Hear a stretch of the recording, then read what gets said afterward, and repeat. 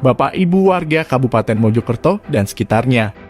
Kami Dinas Pendidikan ingin menyampaikan informasi penerimaan peserta didik baru atau yang dikenal dengan PPDB, jenjang SMP Negeri se-Kabupaten Mojokerto.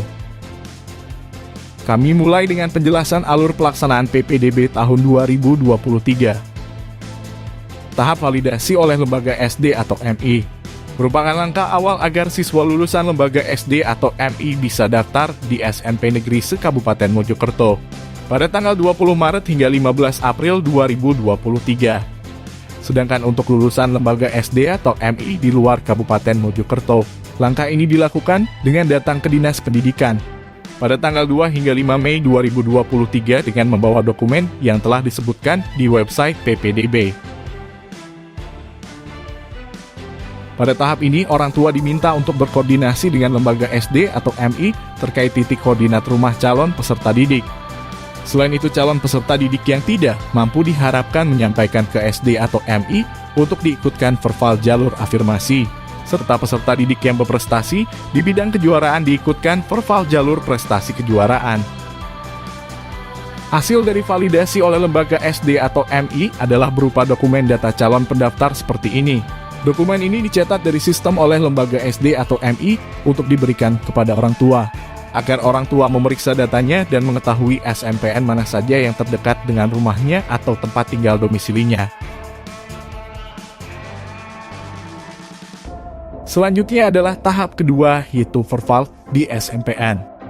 Orang tua dan perwakilan SD atau MI datang ke SMPN yang telah ditentukan. Datang pada tanggal yang telah ditentukan dengan membawa dokumen-dokumen untuk verval. Lokasi verval, waktu verval, dan dokumen yang dibawa telah ada di web PPDB.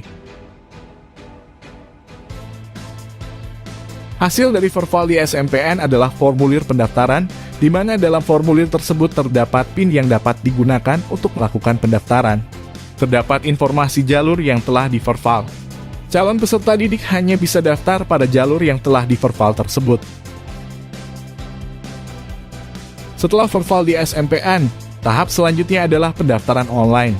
Calon peserta didik bisa memilih SMPN seluruh Kabupaten Mojokerto, namun tetap mempertimbangkan kriteria perangkingan setiap jalur. Pada tahap pendaftaran terdapat 4 tahap seperti gambar di atas. Calon peserta didik yang tidak diterima di tahap sebelumnya bisa mengikuti tahap berikutnya. Namun jika sudah diterima pada salah satu tahap maka tidak bisa mendaftar lagi di tahap selanjutnya.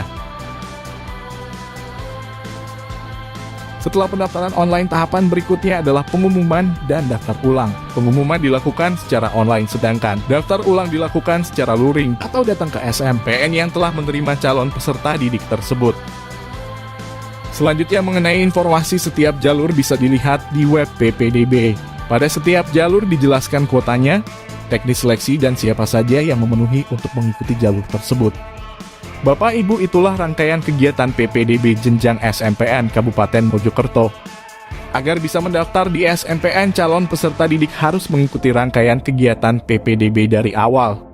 Jika ada pertanyaan terkait aturan dan dokumen bisa menghubungi Pak Harman, jika terkait sistem dan data dapat menghubungi Pak Gani.